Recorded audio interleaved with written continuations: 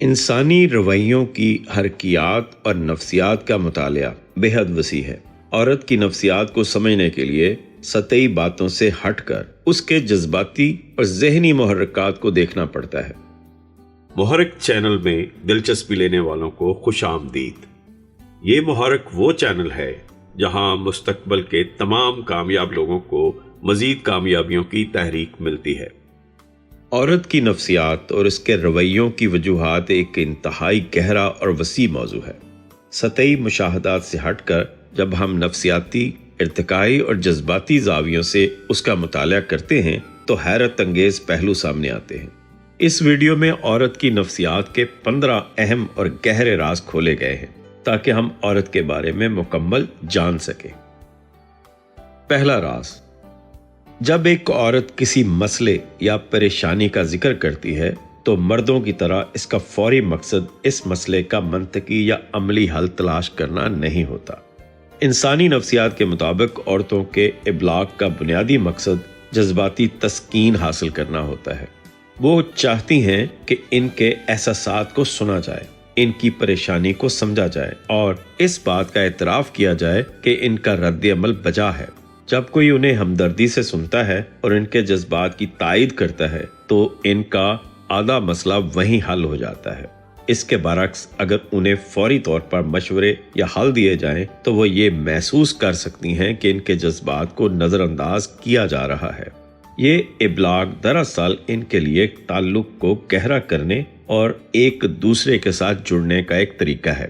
وہ اپنے اندر کے بوجھ کو ہلکا کرنے کے لیے الفاظ کا سہارا لیتی ہیں اور اس عمل میں ایک ہمدرد سامع کی موجودگی ان کے لیے کسی بھی بہترین مشورے سے زیادہ اہمیت رکھتی ہے۔ دوسرا راز، خواتین میں قدرتی اور ارتقائی طور پر یہ صلاحیت بہت زیادہ ہوتی ہے کہ وہ کہے گئے الفاظ سے کہیں زیادہ ان الفاظ کے پیچھے چھپے ہوئے رویوں اور اشاروں کو پڑھ لیتی ہیں۔ اسے نفسیات کی زبان میں غیر لفظی اشاروں کی پہچان کہا جاتا ہے۔ ایک عورت بات چیت کے دوران سامنے والے کی باڈی لینگویج، آنکھوں کی حرکات، چہرے کے مائکرو ایکسپریشنز اور آواز کے اتار چڑھاؤ کا نہایت باریک بینی سے جائزہ لے رہی ہوتی ہے۔ اکثر اوقات اگر کسی شخص کے الفاظ اور اس کے لہجے میں تضاد ہو تو عورت فوراً اس تضاد کو محسوس کر لیتی ہے۔ وہ جان لیتی ہے کہ مسکراہٹ کے پیچھے کوئی دکھ چھپا ہے یا غصے کے پیچھے کوئی خوف۔ یہ صلاحیت انہیں رشتوں میں درپیش خطرات کو بانپنے اور دوسروں کی اصل نیت کو سمجھنے میں بے حد مدد دیتی ہے۔ وہ محض ظاہری گفتگو پر یقین کرنے کی بجائے ان اشاروں پر زیادہ بھروسہ کرتی ہیں جو انسان کا لاشعور ظاہر کر رہا ہوتا ہے، اور یہی وجہ ہے کہ ان سے جھوٹ بولنا یا جذبات چھپانا اکثر بہت مشکل ثابت ہوتا ہے۔ تیسرا راز، خواتین کا دماغ یادوں کو محفوظ کرنے کے لیے ایک مختلف طریقہ کار اپناتا ہے۔ ان کی یادداشت محض خشک حقائق، تاریخوں یا اعداد و شمار پر مبنی نہیں ہوتی، بلکہ یہ براہ راست جذبات کے ساتھ جڑی ہوتی ہیں۔ جب کوئی واقعہ پیش آتا ہے تو ان کا دماغ اس واقعے کے دوران محسوس کیے گئے جذبات، چاہے وہ خوشی ہو، دکھ ہو یا غصہ، کو اس واقعے کے ساتھ نتھی کر دیتا ہے۔ اس لیے کئی سال گزرنے کے بعد بھی جب وہ کسی پرانی بات کا ذکر کرتی ہیں تو وہ نہ صرف اس واقعے کی تفصیلات بتا سکتی ہیں بلکہ اس وقت جو کیفیت ان پر گزری تھی وہ اس شدت کے ساتھ اسے دوبارہ محسوس بھی کر سکتی ہیں۔ دماغ کے وہ حصے جو جذبات اور یادداشت کو کنٹرول کرتے ہیں، جیسے ایمگڈالا اور ہپو کیمپس، عورتوں میں زیادہ گہرائی سے آپس میں جڑے ہوتے ہیں۔ یہ گہری جذباتی یادداشت رشتوں کو نبھانے اور ماضی کے تجربات سے سیکھنے میں ان کی مدد کرتی ہے، لیکن بعض اوقات پرانے زخموں کو بھولنا بھی ان کے لیے اسی وجہ سے محال ہو جاتا ہے۔ چوتھا راز، جسے ہم عام زبان میں عورت کی چھٹی حس کہتے ہیں، وہ کوئی جادوئی چیز نہیں بلکہ نفسیات اور سائنس کی روشنی میں ان کے دماغ کی ایک انتہائی طاقتور تجزیاتی صلاحیت ہے۔ خواتین کا لاشعور اپنے ارد گرد کے ماحول، لوگوں کے رویوں اور بظاہر نظر نہ آنے والے پیٹرنز کو اتنی تیزی سے پڑھتا اور پروسیس کرتا ہے کہ شعوری دماغ کے سمجھنے سے پہلے ہی انہیں ایک احساس یا الرٹ مل جاتا ہے۔ جب کوئی چیز معمول سے ہٹ کر ہو رہی ہو یا کسی شخص کے رویے میں کوئی غیر محسوس تبدیلی آئے تو ان کا وجدان فوراً خطرے کی گھنٹی بجا دیتا ہے۔ ارتقائی ماہرین کا ماننا ہے کہ یہ صلاحیت عورتوں میں اپنے بچوں اور خاندان کو بیرونی خطرات سے محفوظ رکھنے کے لیے پیدا ہوئی۔ وہ اکثر اوقات بغیر کسی ٹھوس ثبوت کے محض اپنے اندر کی آواز پر یہ بتا سکتی ہیں کہ کوئی بات غلط ہے یا کوئی شخص قابل بھروسہ نہیں، اور حیرت انگیز طور پر ان کا یہ وجدان زیادہ تر مواقع پر بالکل درست ثابت ہوتا ہے۔ پانچواں راز، عورت کی نفسیاتی ساخت میں تحفظ کی طلب سب سے بنیادی اور مرکزی حیثیت رکھتی ہے۔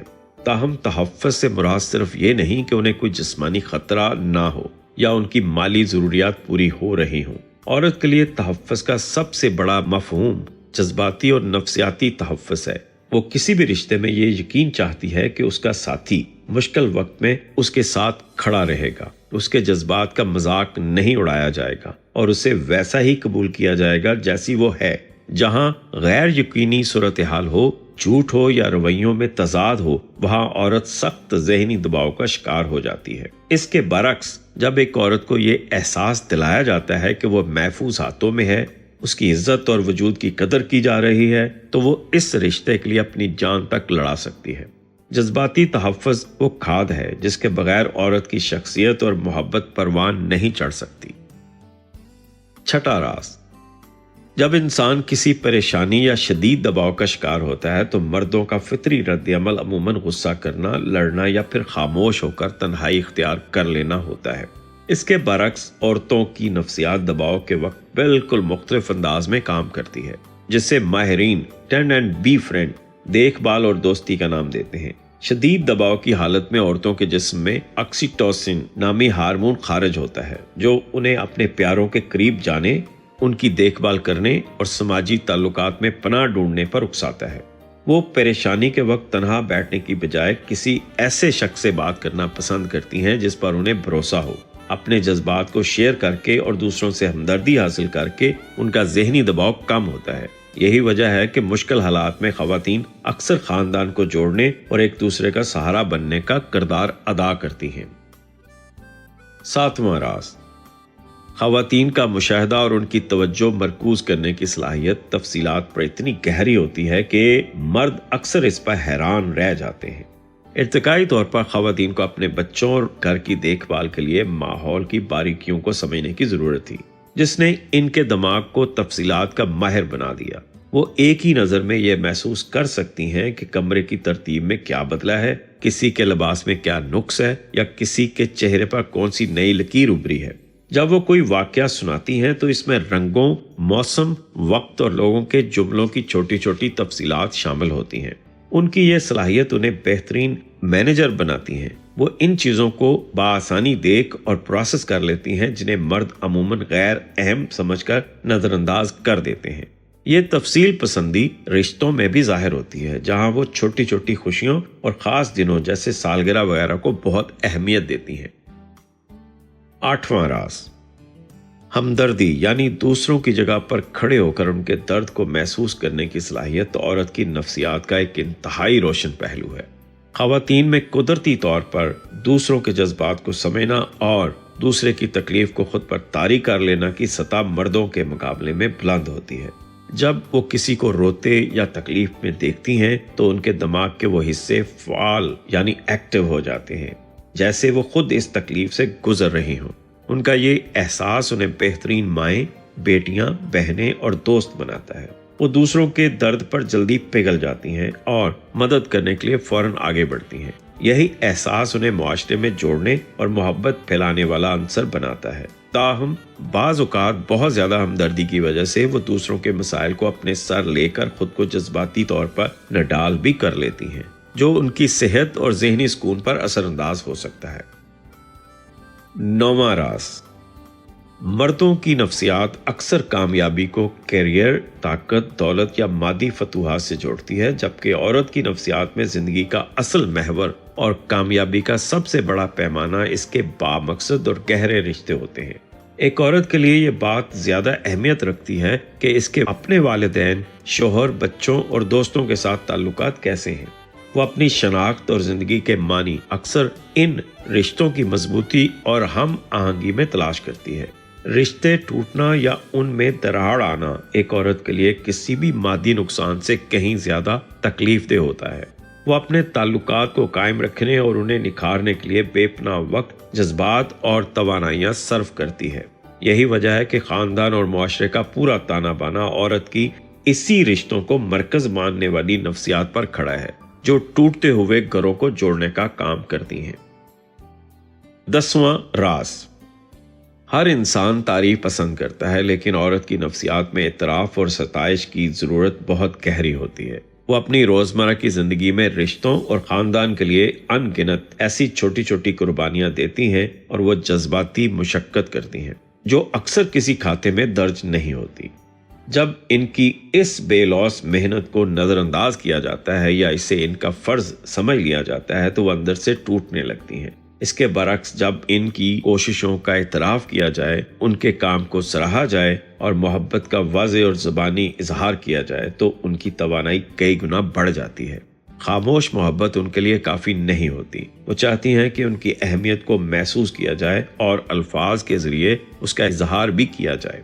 तारीफ के चंद सच्चे बोल उनके लिए किसी भी कीमती तोहफे से ज़्यादा तस्कीन का बायस बनते हैं।